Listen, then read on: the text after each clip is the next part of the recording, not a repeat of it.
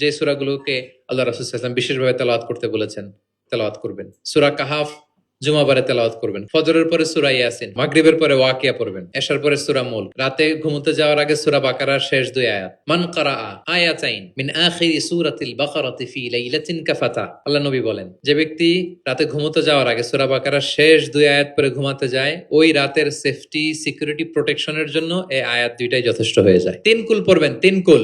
কুল হুয়াল্লাহু আহাদ, কুল আউযু বিরাব্বিল ফালাক, কুল আউযু বিরাব্বিন নাস।